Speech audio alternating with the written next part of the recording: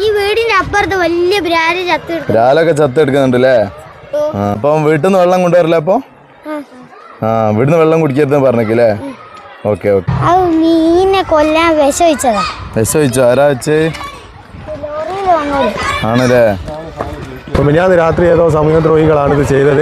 തിരുമാൽ റോഡിന് വണ്ടി കൊണ്ടുവച്ച് നിർത്തിയിട്ട് ടാങ്കർ കൊണ്ടുവച്ച് നിർത്തിയിട്ട് അതിൽ ഒഴിവാക്കിയതാ മാലിന്യങ്ങൾ. അത് മിക്കവാറും ഫാക്ടറി ഏരിയ ആയിരിക്കാനാണ് സാധ്യത. കൊണ്ടുവന്ന വണ്ടിക്ക് നമ്പർ പ്ലേറ്റ് ഇല്ല. അപ്പോൾ പോലീസും ഹെൽത്തൊക്കെ മെയിനായിട്ടുണ്ട്. എൻ്റെ പുറകിലാണ് ഇപ്പം സ്കൂൾ. സുഹൃത്തുക്കളെ, ഞാനാണ് ജെഡിയാണ്. എന്താണ് ഇങ്ങനെ ഒരു മഞ്ഞിലേക്ക് പിടിച്ച് ഇങ്ങനെ നിൽക്കുന്നതല്ലേ?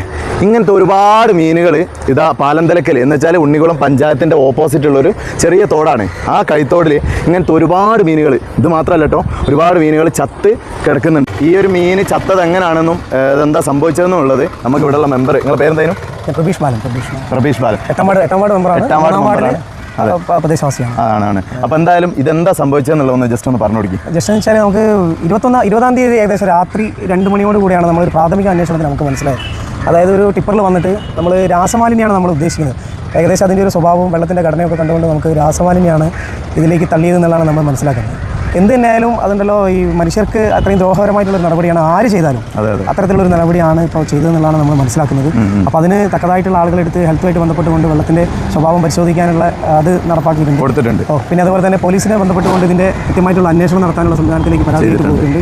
അപ്പോൾ എത്രയും പെട്ടെന്ന് നമുക്ക് പറയാനുള്ളത്, നിയമ സംവിധാനത്തിൽ പറയാനുള്ളത്, എത്രയും പെട്ടെന്ന് ഈ നരാധവന്മാരെ കണ്ടെത്തിയിട്ട് അവർക്ക് വേണ്ടിയിട്ടുള്ള തക്കതായിട്ടുള്ള ശിക്ഷ കൊടുക്കാനുള്ള ഒരു തയ്യാറെടുപ്പ് നിയമ സംവിധാനത്തിൻ്റെ ഭാഗത്ത് നിന്ന് അടിയന്തരമായിട്ട് ഉണ്ടാകുക എന്നുള്ളതാണ്.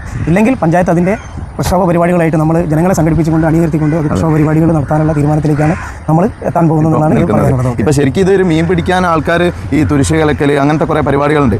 അതൊക്കെ തന്നെ ആണെങ്കിലും മീൻ പിടിക്കാനൊക്കെ ഒരുപാട് വഴികളുണ്ട്, എന്തൊക്കെ മാർഗ്ഗങ്ങളുണ്ട്. പക്ഷേ ഇങ്ങനെ ബാക്കിയുള്ള മീനുകളെ കൊന്നിട്ട് നമുക്കുള്ള മീനുകൾ നമുക്ക് തന്നെ കിട്ടും. അപ്പോൾ എന്തായാലും അങ്ങനെയുള്ള പിന്നെ എന്താ പറയുക അല്ലേ, പരിപാടികളൊന്നും ചെയ്യാതിരിക്കുക. ഇപ്പം നിങ്ങൾക്ക് എന്താണ് പറയാനുള്ളത്? തീർച്ചയായിട്ടും കൃത്യമായിട്ട് ഹീനമായിട്ടുള്ള പ്രവൃത്തി തന്നെയാണ്. അതൊരു മുണ്ടാപ്രാണിയെങ്കിലും നമ്മളൊക്കെ മത്സ്യം കഴിക്കുന്ന ആളുകളൊക്കെ തന്നെയാണെങ്കിൽ ഇതെന്ന് വെച്ചാൽ ഒരു ഗ്രാമത്തിൻ്റെ സൗന്ദര്യമാണ് ഇത്തരത്തിലുള്ള തോടുകളും കൈത്തോടുകളും ഒക്കെ തന്നെ. അപ്പോൾ അങ്ങനെ അത്തരം സംവിധാനങ്ങളൊക്കെ തകർത്തുകൊണ്ട് അത്തരം നല്ല നല്ല കാഴ്ചകളൊക്കെ തകർത്തുകൊണ്ടിട്ട് നമുക്ക് ജനങ്ങൾക്ക് ദ്രോഹരമായിട്ട് ഇതെന്ന് വെച്ചാൽ ഒരുപാട് കുടിവെള്ള സ്രോതസ്സുകൾ ഈ തോടുമായിട്ട് ബന്ധപ്പെട്ടുകൊണ്ട് നിലനിർത്തി വരുന്നുണ്ട്. അവരൊക്കെ ബാധിക്കുന്ന, ആ കുടിവെള്ള സ്രോതസ്സുകളൊക്കെ ബാധിക്കുന്ന ഒരു തരത്തിലേക്കാണ് ഇത്തരം ആളുകളുള്ള ഒരു നടപടി ഉണ്ടായത്. അത് തികച്ചും നിരാശാജനകമാണ്, പ്രതിഷേധാർഹമാണ്. അതിന് ശക്തമായിട്ടുള്ള നടപടി പഞ്ചായത്തിന്റെ ഭാഗത്തുണ്ടാവും. അതുപോലെ തന്നെ നിയമ സംവിധാനവും അതിനൊത്ത രീതിയിൽ ഉണർന്ന് പ്രവർത്തിക്കുക എന്നുള്ളതാണ് ഈ അവസരത്തിൽ പറയാം. രവീന്ദ്രൻ എന്നാണ് പേര്. മൂപ്പരാണ് ആദ്യം കണ്ടത്. മൂപ്പരോട് ചോദിച്ചു നോക്കാം എന്താണ് സംഭവം എന്നുള്ളത്.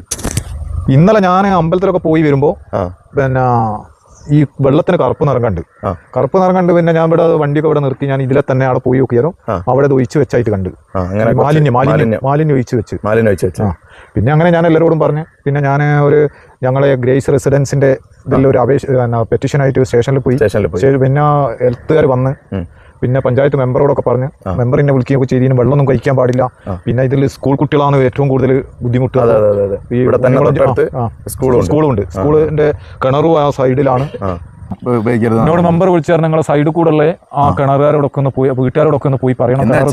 ഈ ഒരു തോട് ഒഴുകി പോകുന്ന സ്ഥലത്തുള്ള എല്ലാ വീട്ടിലെ കിണറിലുള്ള വെള്ളങ്ങളും നമുക്ക് ഇപ്പോൾ കുടിക്കാൻ പറ്റാത്ത ടെസ്റ്റ് ചെയ്തതിന്റെ ശേഷം മാത്രമേ കുടിക്കാൻ പറ്റൂ. തൊട്ടടുത്ത് തന്നെ ഏത് സ്കൂളാണിത്?